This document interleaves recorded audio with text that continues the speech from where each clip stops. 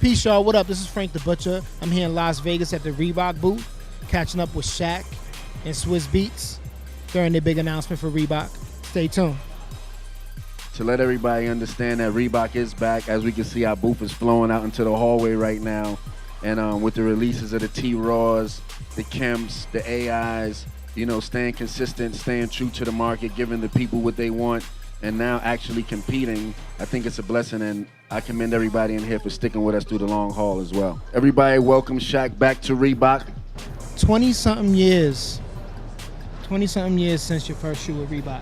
How does it feel that the shoe and all the shoes that you've done is still generating interest with the youth today? Well, shout out to the sneakerheads and to the youth for bringing them back.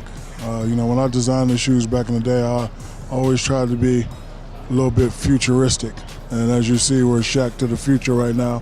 Back to the future, the kids are bringing them back. So big ups to the kids and the sneakerheads, because fashion's all over the place now, and they were hot then, they're hot now. You know, for me, you know, having my own shoe was always my dream.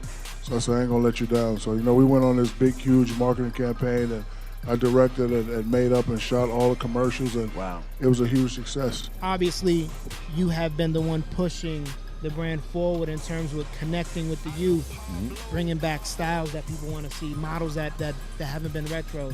How important was it for you to make sure that you reach back and you bring Shaq to where he needs to be presently for the Reebok consumer? Well, I think it's not only Shaq. I think that our story needed to be told.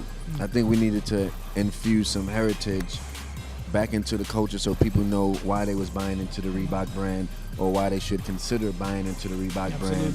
So what I wanted to do was bring back the authentic side of Reebok, which is the Shaq, which is the Sean Kemp, which is the AIs, the Dominiques, Black Tops, whatever, right? Because if you don't have a story, then it's pretty much freestyling. But if you have a story, you can continue that story and people can grow with you.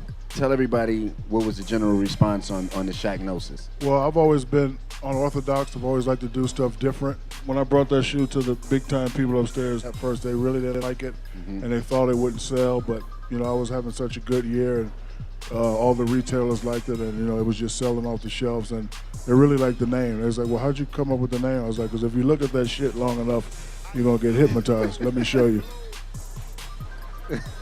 See? Now, you played in the Pump. Your first sneaker, the Shaq Attack, was a Pump. You know, you're a big guy. You play intense, a lot of movement. How did it feel playing in a Pump? It felt pretty good because at the time it was innovative. You know what I mean? It was a new thing.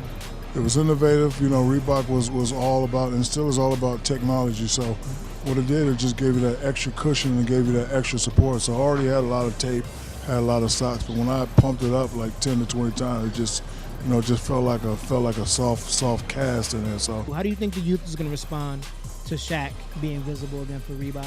I think they already responding pretty decent, but with today being the official announcement, I guess we have yet to see. Shaq is back, Reebok's back. We already told y'all to look forward to authentic things, and I think bringing Shaq in is also giving the whole sneaker world more culture, something to build off of, instead of just putting a shoe in front of their face, saying that this is a retro you should buy.